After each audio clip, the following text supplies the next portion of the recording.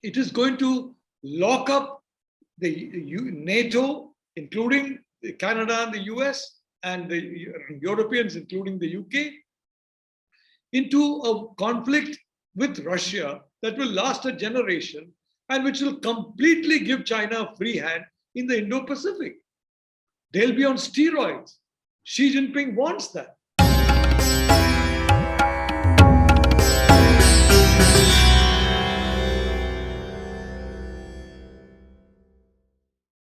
Hello, very good evening. Namaste and welcome to Citti Media. I'm your host Citti. At Citti Media, we've been covering the ongoing conflict between Russia and Ukraine with so much dedication. And you've generously showed a lot of support to us. Please do keep supporting us by clicking on the subscribe button and spreading the word generously. Today, I'm joined by Professor Madhav Nalapat for a conversation on the same and to put things into perspective as to how China is emerging as the secret superpower behind the scenes of the ongoing conflict. Professor Nalapat is the Vice Chair of Manipal Advanced Research Group. He holds several other positions such as the Editorial Director of ITV Network, and he also holds the UNESCO Peace Chair at Department of Geopolitics and International Relations at Manipal Academy of Higher Education. Namaste, Professor Nalapat. Very good to have you back on our program. Welcome back to the channel. Thank you very much, Sharan. It's good to be on your program, and I'm glad you're flagging some very important issues for the global community. And India is, after all, a part of the global community, an important part of the global community. So I'm glad you're doing that. And yes, I think the subject that you brought up with me is also very topical. And you'll recall that I had pointed out that this Ukraine war, it is essentially a proxy war between NATO and Russia. Ukraine, NATO will fight Russia to the last Ukrainian. Right. Just as the Pakistan military was wanting to fight the Kashmir war in the 1990s to the last Kashmiri. But my point was that neither Russia nor the United States, forget NATO, the significant player here is the United States. Neither the United States nor Russia will benefit. The only beneficiary will be a certain country called China, led by General Secretary of the CCP, Xi Jinping. So that was my point quite some time ago when this whole dialogue started about Ukraine being a big problem and Putin being a big problem and how to stop Putin from aggression against Ukraine and things like that. Frankly, a lot of the dialogues that we have heard from the Chinese side, the dialogues are a complete retelling of history. According to them, the Chinese empire, the Celestial Kingdom, owned practically 3/4 of the world. It had direct control of 3/4 of the world. So there's still a lot of room for the Chinese to expand their claims. And they got all kinds of reasons for their claims. Sometimes they're cultural. Sometimes there are maps that are accidentally discovered. Yes. Sometimes there are artifacts that they interpret as essentially coming from ancient China, which proves that the Chinese were there. And if the Chinese were there, obviously they were there as the rulers. They couldn't have been there any other way. So, but in the Western way, what is it? It is basically to erase history and to then rewrite that history in a very garbled way, and to basically, of course, write the history since their influence or since their conquest, unfortunately, in a very specific way. That's been the Western method. Now, look, now they have completely forgotten, although they continue with this fixation on Russia, and they continue with regarding Russia as an enemy, they have completely forgotten a little something called the 1991 collapse of Russia. by the close of 1991, certainly by the beginning of 1992, there was no longer a Soviet Union. President H.W. Bush immediately stepped forward when Ukraine was the first part of the erstwhile Soviet Union to declare itself independent, that yes, we will recognize you, but you have to hold a referendum. And of course, the then Ukrainian government held a referendum. And in that referendum, a majority of people wanted Ukraine to be independent, a huge majority, if I may say so. But whether the referendum was accurate or not, one has no way of knowing. I mean, you've seen in referendums in North Korea, where 99.9995% of the population says that they agree with whatever policy the regime has. That balance 0.0005 are people whom the Kim family wants to execute and do execute subsequently. But anyway, so the United States recognized the independence of Ukraine.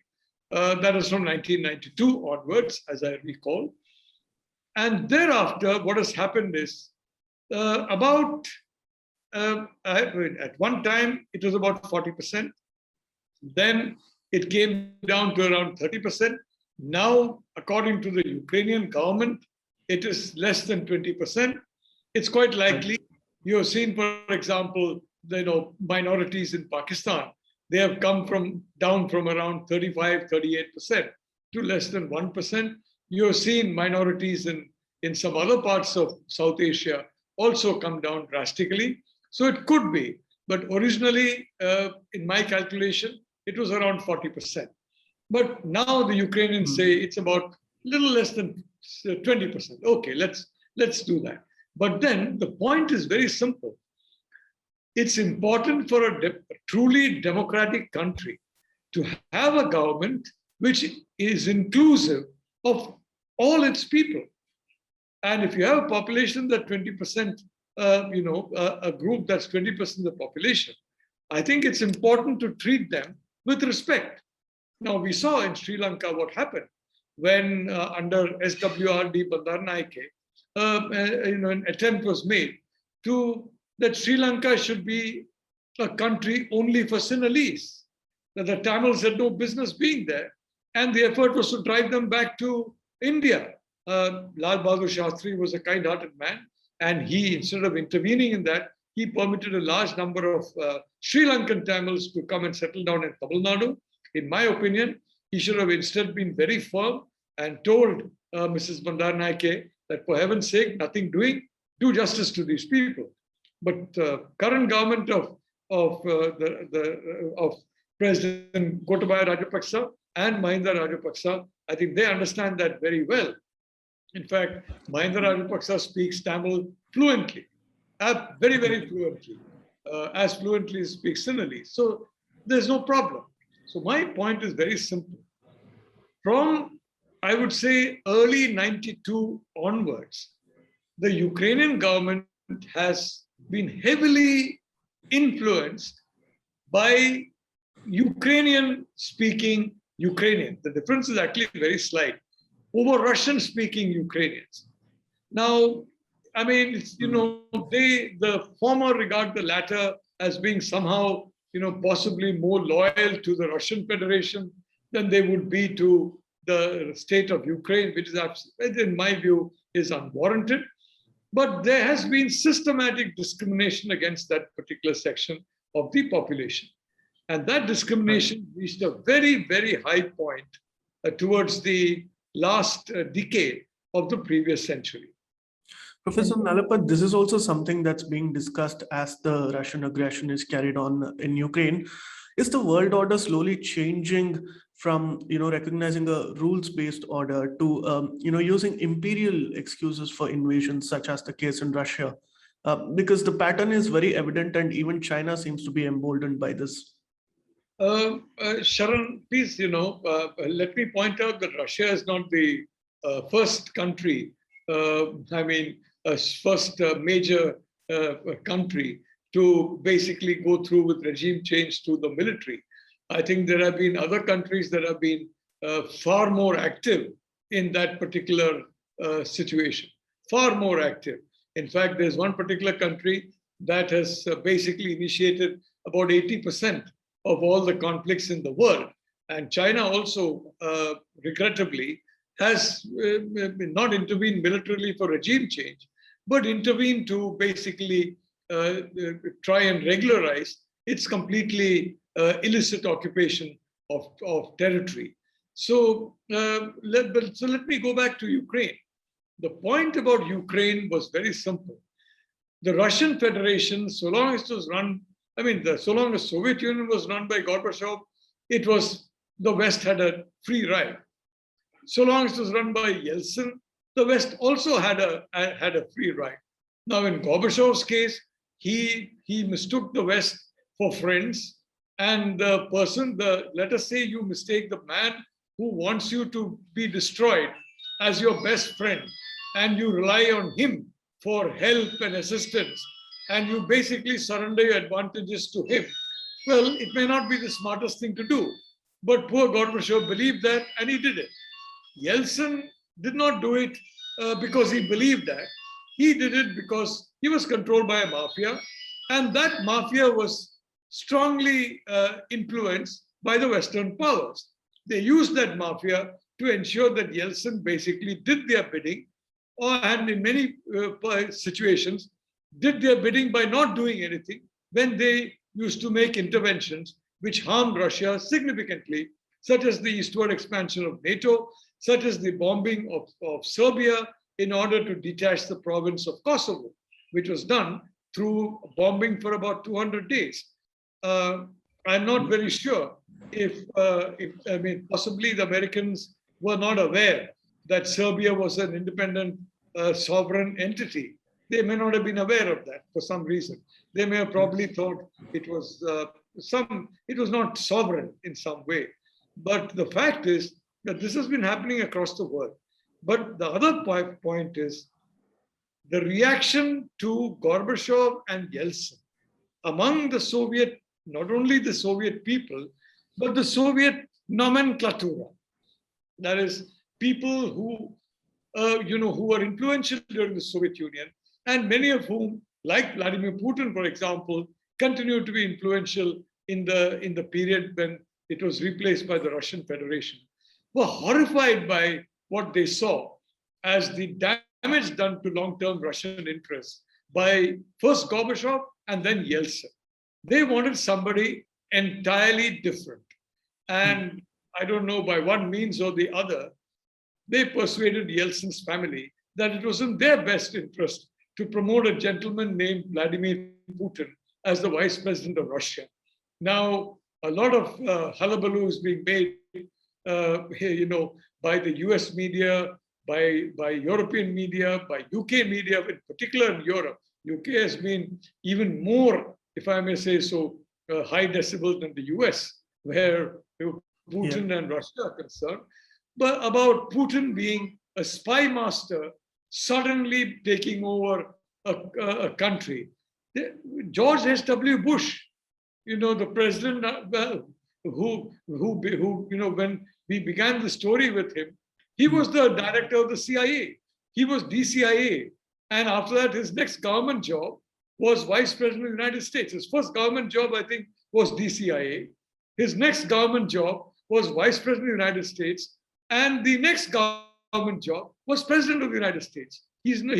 After he ceased to become president, he never held a government job until he passed away. And I must confess, he was a brilliant guy, absolutely brilliant, and way more skilled as a tactician than his son, who was clueless in many ways, ever was. But I'd like to point out that this is one point. Second point, which again, this situation really became very bad for the Russian-speaking population. Now, in Crimea, for example, you have Sevastopol, which is a very, very important naval port for Russia. And you had a gentleman called Petro Poroshenko, who was essentially telling that Russians should get out of the Crimea, and we can make Sevastopol a NATO base because I'd like to join NATO, and I'd like to put my country in NATO and the European Union. Now, frankly, it was a dagger pointed at the security heart of Russia. As far as India is concerned, quite frankly, in the past, before Modi, there have been governments that did not care if there was a dagger that reached the very heart of the country's security. For example, Pakistan developing nuclear weapons by the 1970s. If my information is correct, unfortunately, no government in India shares information with the people of India. Information of the volume that is shared even by the People's Republic of China is not shared by the government of India, and that has continued to some extent. Although PM Modi has diluted it, he has not managed to dilute it sufficiently, because after all, the bureaucracy doesn't want that. The fact is that at that point in time, according to reports credible reports, the Israelis offered to help India and to join India in a targeted strike of the Pakistan nuclear facilities and completely close the chapter of Pakistan as a future nuclear power. I think Rajiv Gandhi was in power at that particular time. And obviously he felt that it was he had to be non-violent. I have no idea why he did it. He sent the IPKF Sri Lanka. Unfortunately, the IPKF had to go back, not because of its bad performance, it performed very well, because Premadasa, the new president of Sri Lanka, very foolishly armed, trained, equipped, and funded the LTT to fight the Indian army. And Premadasa was rewarded by the LTT very richly for that by being sent to heaven by them. So he was given very good reward. If he had gone to heaven, it's a fantastic reward for all that he did for the LTT. And he insisted that India should leave Sri Lanka. India left. But what I'm saying is that we declined that. Now, Yeltsin would probably have done the same. Gorbachev would probably have done the same. There have been multiple instances in which India has, frankly, compromised its security. The obvious ones are, for example, surrender of POK and so many Aksai-Chin, so many other things. It's too long a list. It will take the full half an hour that we have here. But Putin was a different kettle of fish altogether. Now, coming from St. Petersburg, Putin initially tried to be friendly with the Europeans. Putin regarded himself, like Gorbachev, like Yeltsin, as being European. I don't regard Russians as European. They are uniquely Eurasian. They're neither European nor Asian, they're Eurasian. The one Eurasian country in the world is Russia. But I think President Putin believed in the common European home, which was a fiction Gorbachev fell for. And he tried to join NATO. He asked to join NATO. He asked to join possibly the EU. And of course, they said very, very calmly, President Putin's no way. The fact is, he should have learned that before by Clinton's treatment of Russia under Yeltsin, because Clinton completely tried to pastoralize Russia, make Russia an agricultural country, to denude it of its technology, of its industries, so that it would permanently be not a second class, but a third class citizen.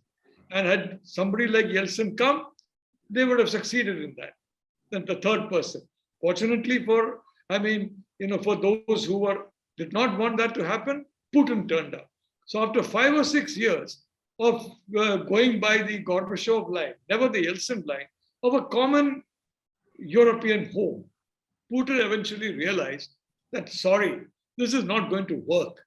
The West is never going to accept us. And I had been writing even at that point in time, Germany and France, for example, they would never accept Russia in the EU, because then the Franco-German alliance would lose its domination. The UK would never accept it. No other European country would accept Russia in the EU. It was a fantasy of the Russian leadership and their Euro preferences. But finally, I think Putin got the message. What happened? You had if I'm again not mistaken, 2008, there was a President Saakashvili in Georgia, another former Soviet state. And this state is also pretty critical to Russian security. not as much as Ukraine, but critical, let me say. And he said, again, he started making, overtures to NATO. They started responding in private. And let me tell you one thing, Sharon, there is no such thing as private in today's world.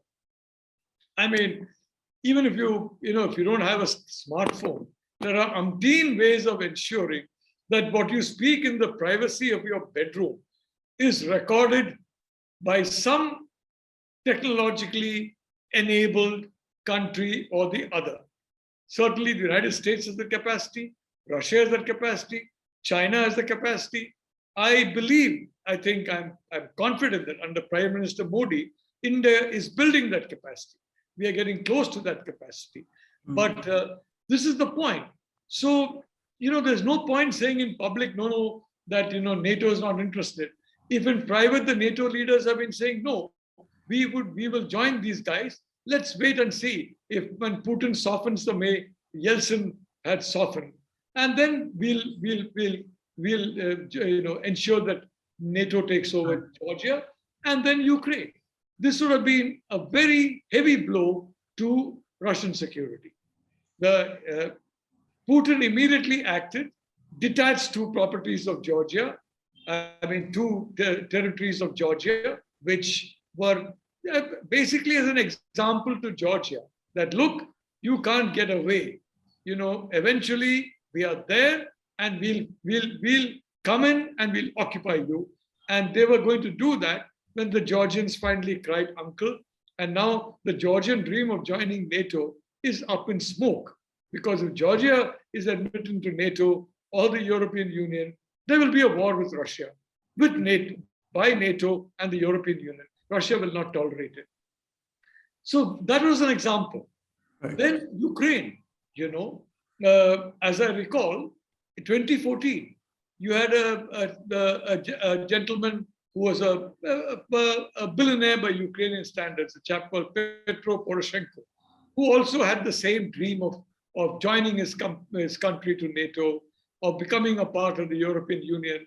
And I think, according to the information that reached the Kremlin, which was correct or not, I don't know, and whether my information is correct or not.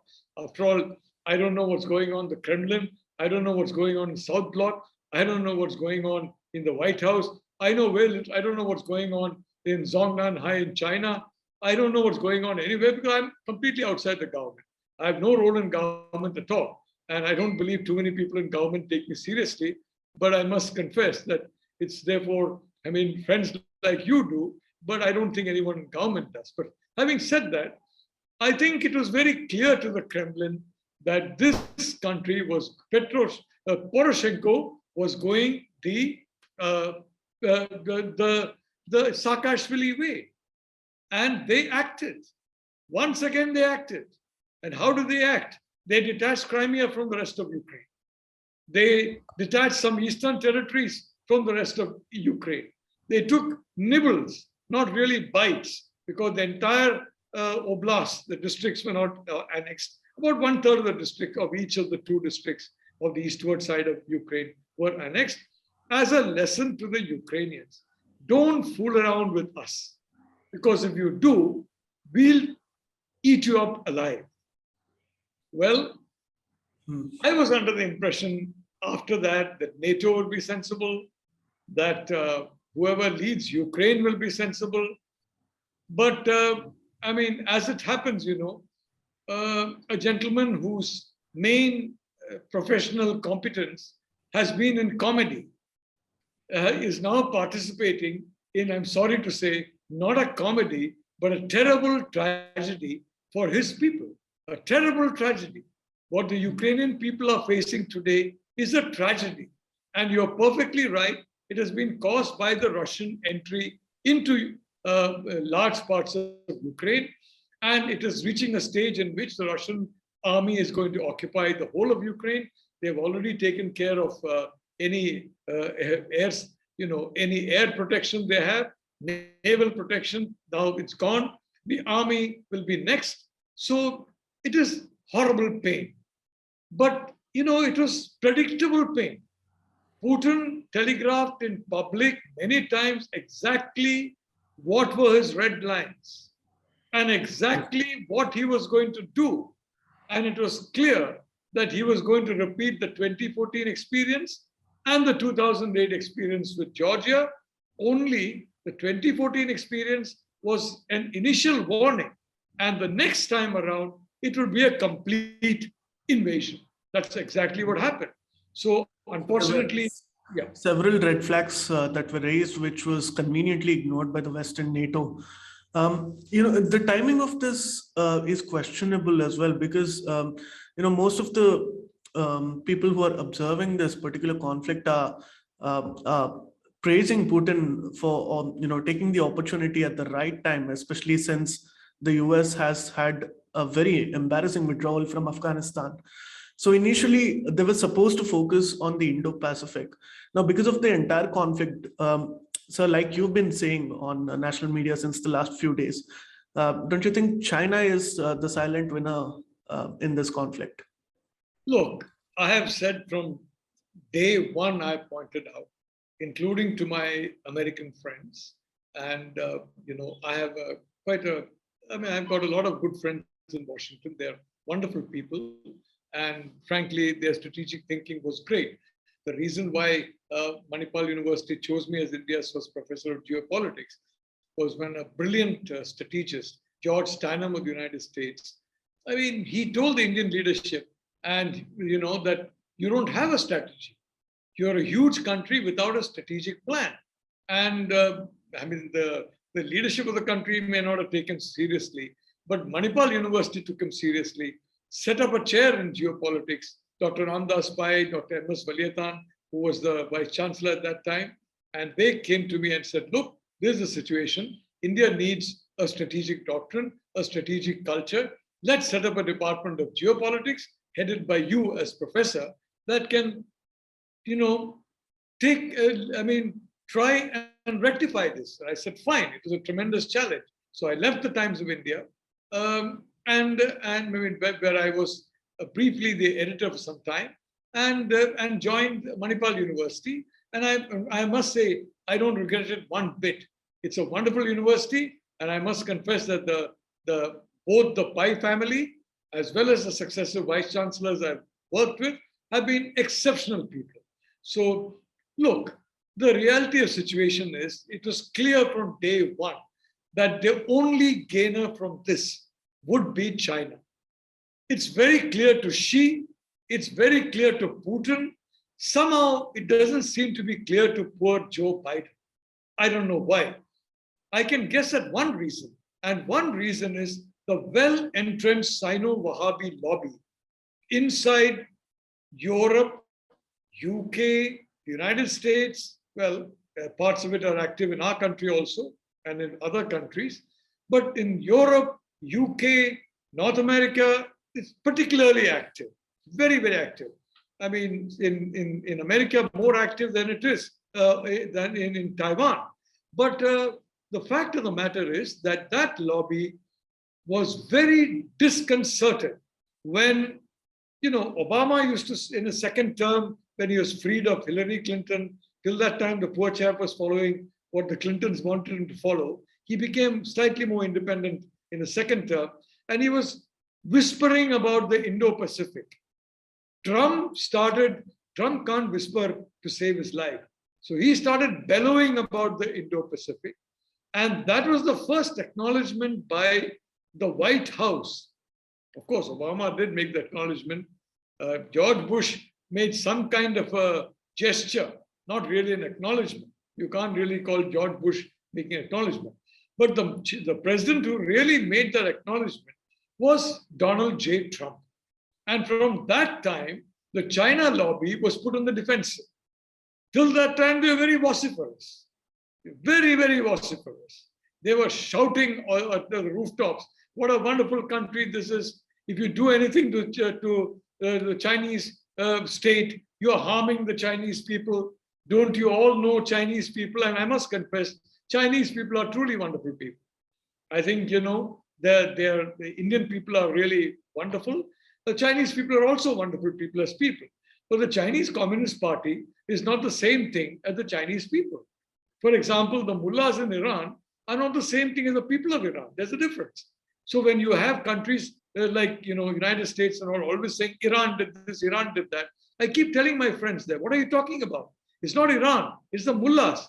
Don't say Iran did this because the entire Iranian people think that you're against them. So frankly, the Chinese Communist Party has been expert at putting the Chinese people as the camouflage behind which a lot of the actions come. And this benign China, Deng Xiaoping's, Deng Xiaoping was very, very clear. Communist doctrine has been from the beginning, from 1921, that China has to be the middle kingdom, overtake any other middle kingdom. At that point in time, it was the Western powers, France, Britain in particular, thirdly, the United States, then it became the United States. They're very, very clear.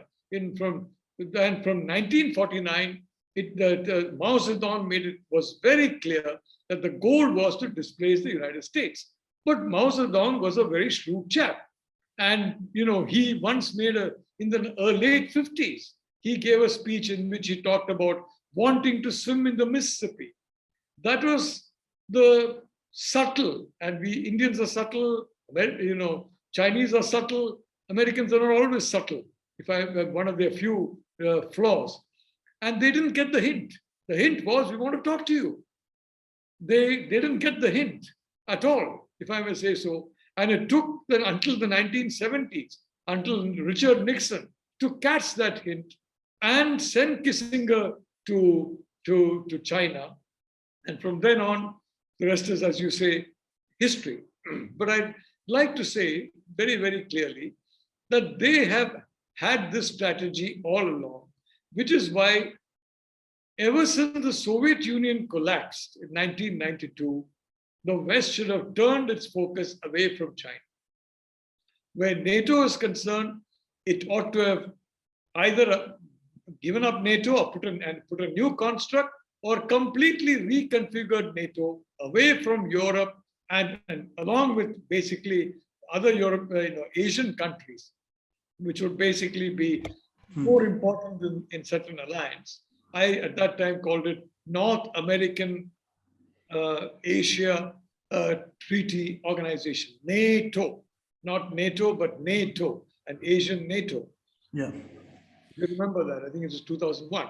But the fact of the matter is that they ought to have been the focus of NATO attention, the focus of Washington's attention in particular, from that time onwards. It was only late in, in 2017 that finally people started waking up to that. And the consequence was the China lobby became a little more quiet.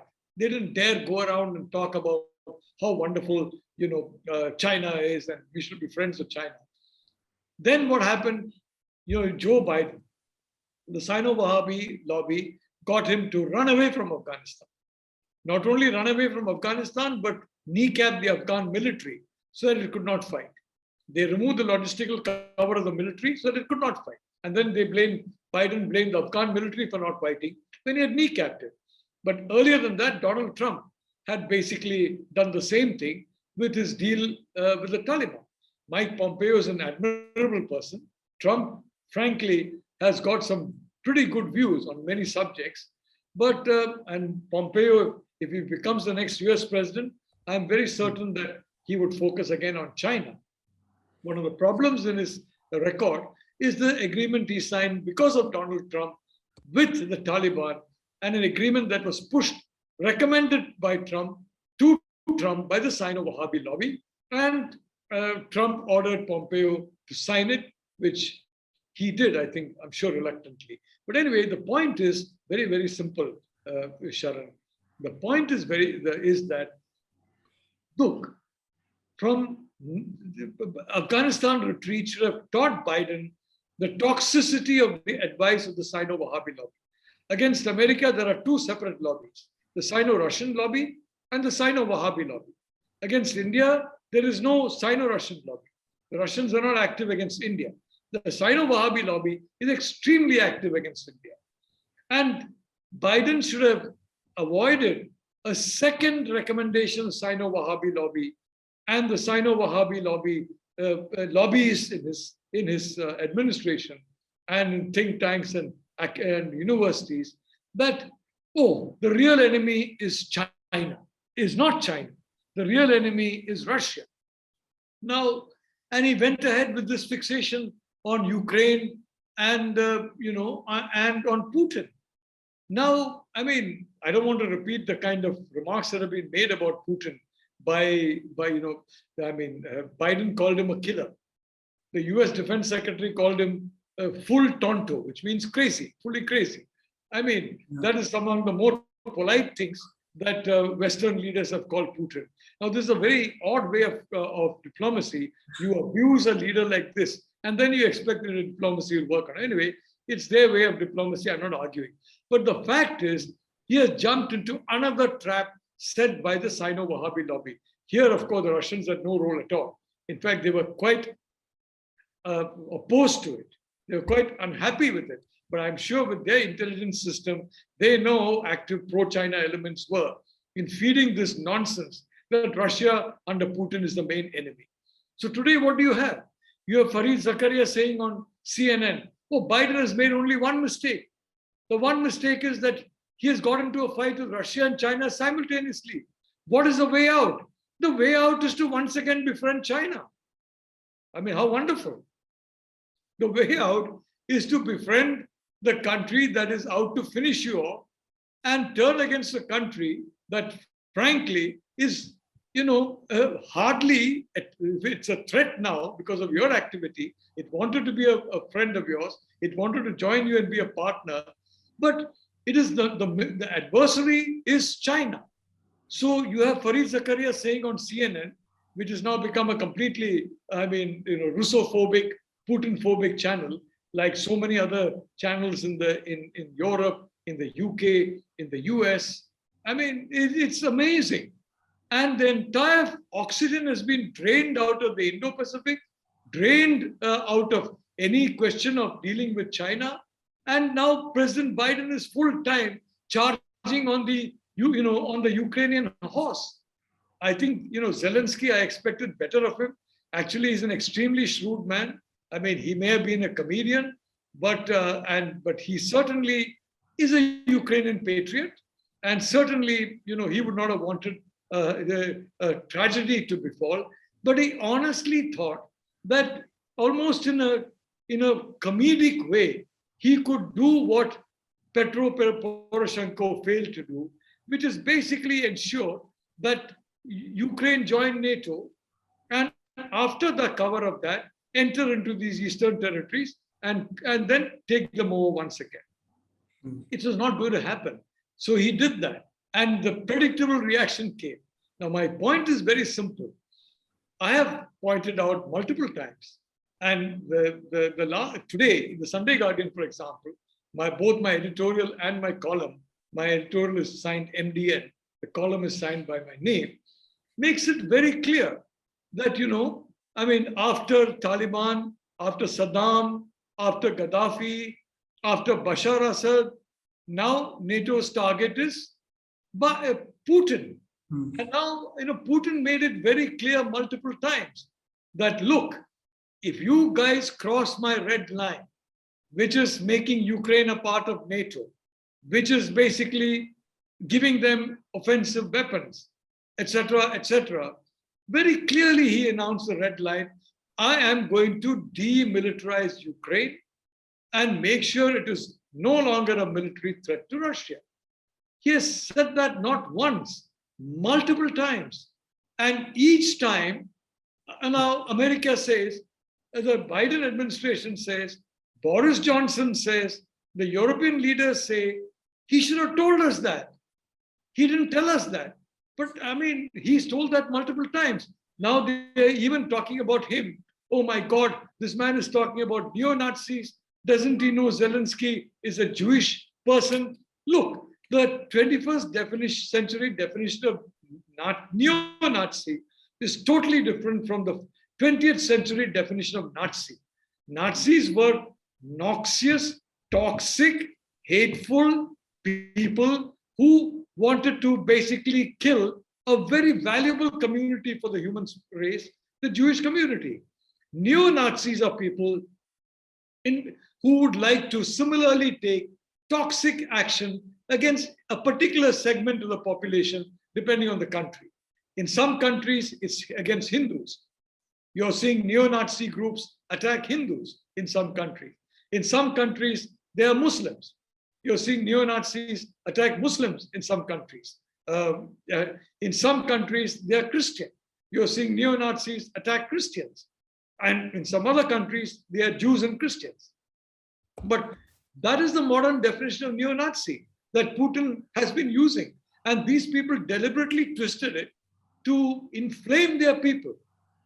Today, you have inflamed public opinion in Europe, inflamed public opinion in the US and in Canada, such that their people are saying, go to war against Putin.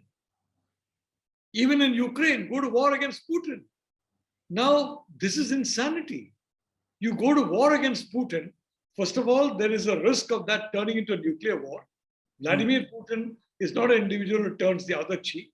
And if a situation comes, he may use tactical nuclear weapons. Where that will stop, I don't know.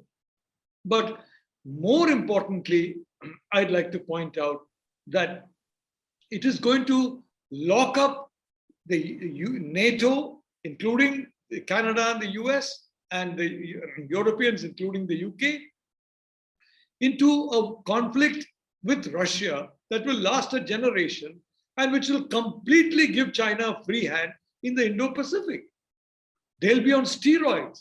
Xi Jinping wants that. That's why he's making saccharine noises of peace. He didn't support Russia. But he has made it, he has ensured that Russia will not be in a situation where sanctions will force it to really surrender. And may I point out, Biden and Johnson, and I mean, not so much Macron and Scholz, they're smart people. They understand that what they're talking is not correct, but they're forced to talk it out of transatlantic loyalty. But certainly Trudeau, poor chap, I don't know what he understands, because he can't make out a terrorist from a Gandhian. It's very clear from his some of his deeds and words. But poor Biden, he just doesn't get hasn't got the memo about the new Cold War, that it's with Russia. And it'll lock them up in a generation of conflict with Russia and Putin, which will give a free hand to China. And at the same time, Biden and Johnson are saying, no, we are interested in the Indo-Pacific. We are going to take care of China. How are you going to take care of China when you fight a military superpower? Yeah. No way. She knows that. This is the best gift that you could have given the CCP and given Xi Jinping. So my suggestion on television channel was that Xi Jinping needs to erect a golden statue of Biden and a silver statue of Boris Johnson in some part of China to basically thank them for the enormous help they're giving. And that is my worry. This entire regrettable, avoidable war, a very avoidable war, which is bringing such suffering to the Ukrainian people, will tomorrow bring suffering to the whole of Europe, to Russia, to North America, and to the rest of the world. Already now, I mean, we are seeing the effects of that in commodity prices, especially oil. We are seeing the impact of that in so many other ways. I think Prime Minister Modi is very lucky that the elections have concluded almost concluded, because they are going to conclude well before. I mean, the way Biden and company are going, this war is going to last a minimum of 2 months. And in that 2 months, of course, Ukraine will be completely flattened, and commodity prices will shot through the roof. At which point, they'll wake up, smell the coffee, and reverse course. When they reverse course, commodity prices will again fall to the levels they should have fallen, which will be 1/3 of, not even 1/2, 1/3 of what they will reach when this war goes on for 4th week, 5th week, 6th week. It could go on for even longer than 6 weeks.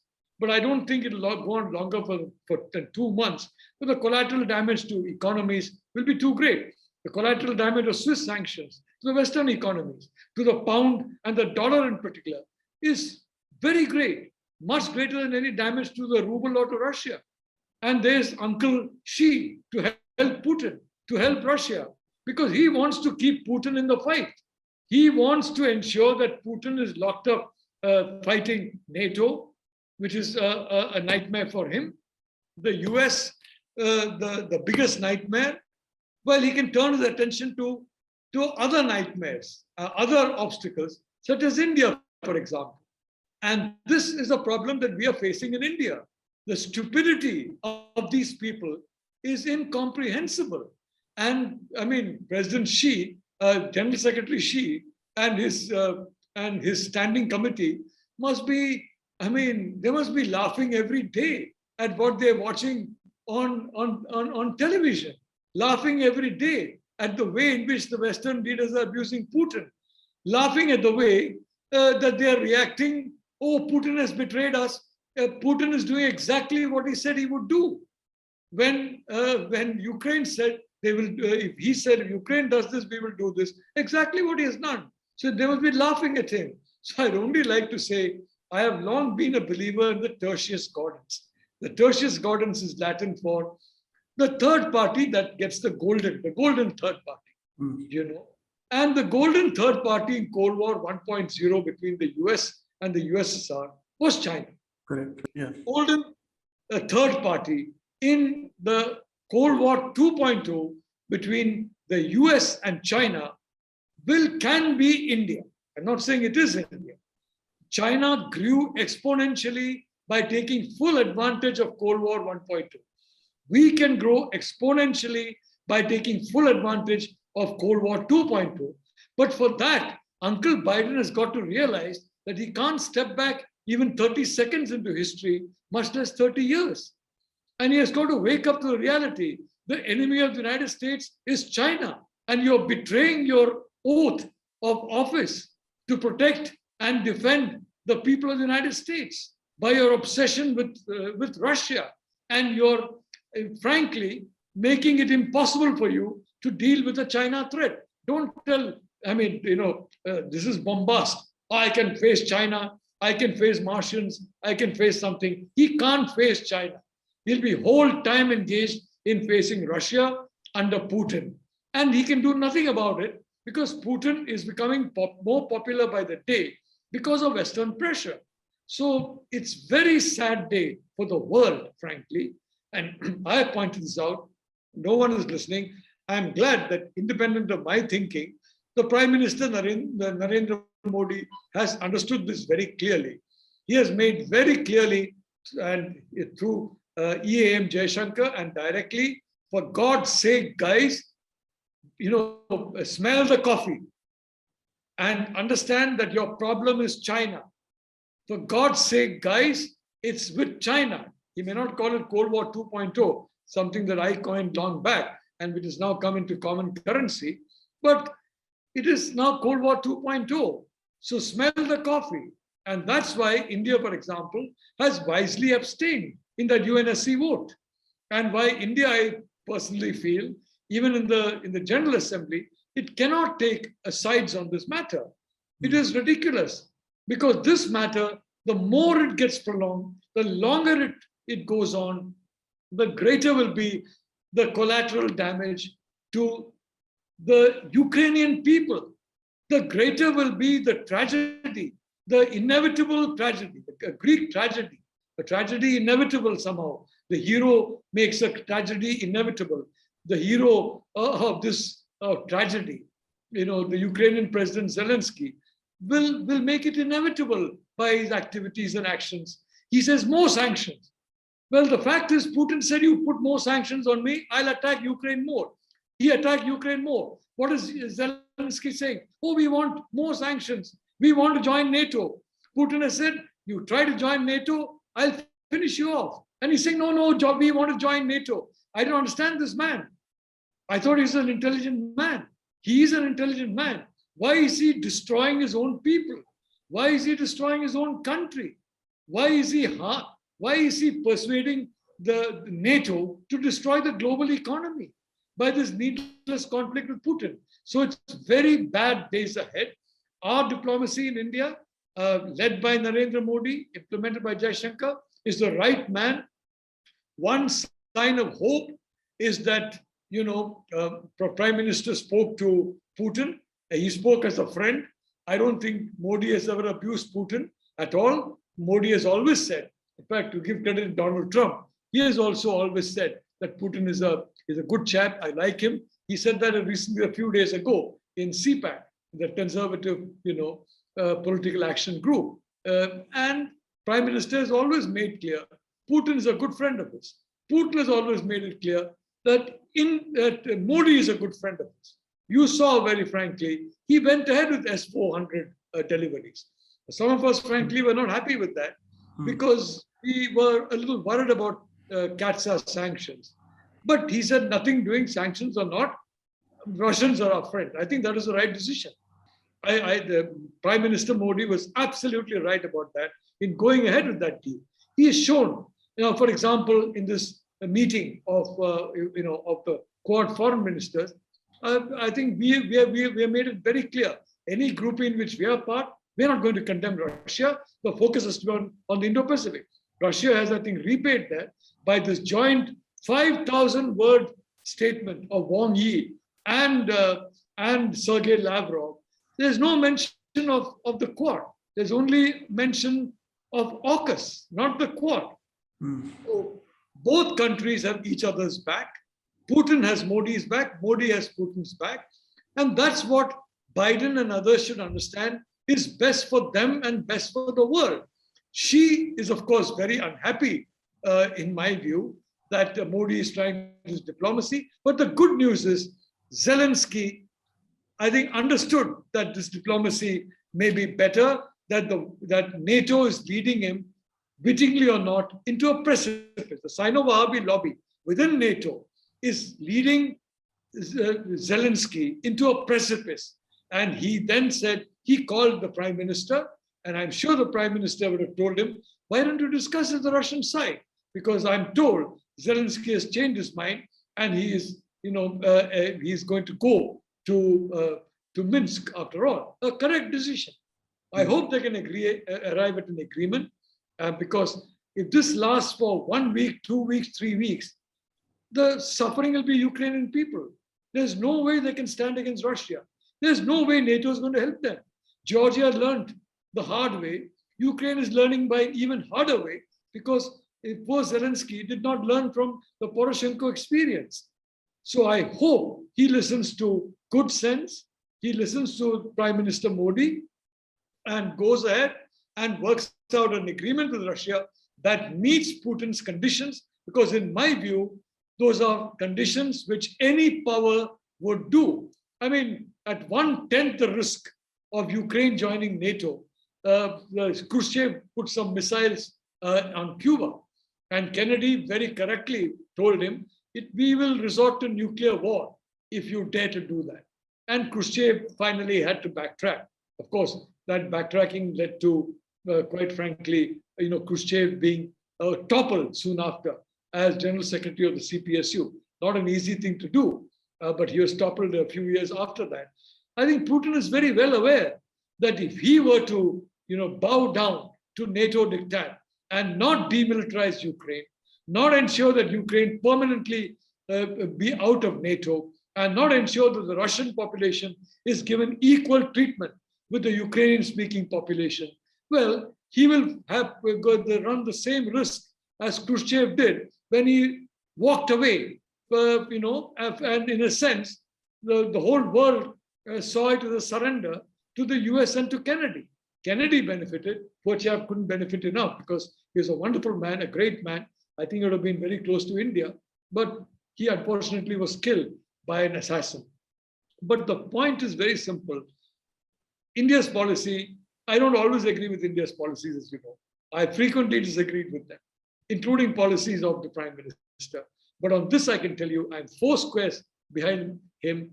I was wrong about the Iran sanctions, and the Prime Minister is absolutely right about his policy of neutrality vis-a-vis this particular conflict. This is a conflict the world does not need. This is a conflict that ignores the reality of Cold War 2.0 and returns the world to 30 years back, You can't return the world 30 seconds back. Forget 30 years back. And unless the White House realizes that, before too much pain is inflicted, I think a lot of pain is going to be inflicted on the whole international economy. Much more pain than the virus that was brewed in Wuhan inflicted on the world in the last 2 years. Much more pain than that will get inflicted. So I pray that India's views will be listened to, and I pray that Zelensky has the common sense not to jump into a precipice and take his entire country with him, because the real tragedy is the tragedy of the Ukrainian people. 95% of whom, even Ukrainian-speaking people, are very decent people. That hateful group, anti-Russian group, is about 5% maximum. And that's where all the channels are focusing only on this 5%. 95% want this war to end. They want Zelensky to end the war. And they're not interested in NATO or EU. They're interested in peace of mind. They'll get that if the dagger at Putin's, aimed with his touching the body of Russia is removed. There are some countries that in the past tolerated a dagger right into their heart and did not react. Putin is wiser. You bring a dagger anywhere close to him, he'll react. Tomorrow, if Estonia or some of these Baltic countries, members of NATO, if they try and install nuclear weapons, believe me, they're going to be bombed out of existence. And NATO can do nothing about it. Why? Because Russia is a nuclear superpower. So I hope that NATO doesn't have some stupid idea of again going into this action cycle and putting in nuclear weapons. Okay, we're not doing it in Ukraine. We'll do it in the Baltic states. And if some brilliant geniuses in NATO want to do it, I hope the Latvians, Estonians, Lithuanians, all of whom are really wonderful people, absolutely wonderful people. Lithuania in particular, a magnificent country. And now Lithuania has now suddenly changed focus. Everybody has forgotten China. Lithuania was very clear on China. It was punished by China. Everybody's not talking about Russia and Putin and Cold War 1.0. Cold War 1.0 is dead and buried. You cannot bring it back to life. And you are destroying the future by ignoring the reality of Cold War 2.0. Thank you for giving me this opportunity, Sharan, to speak to you. Thank you so much, sir, for joining today. It was fantastic listening to you after a long time. And in fact, you spoke highly of the Department of Geopolitics this is an institution where I studied under your mentorship. So thank you, and my pranams to you for everything, for your seva, sir. Jai Hind. Jai Hind, sir. Thank you. Please remember to subscribe to us and switch on the notifications for this channel. For our other social media links, more content, and to support our work, please visit citti.net. Dhanyavad. Namaskar.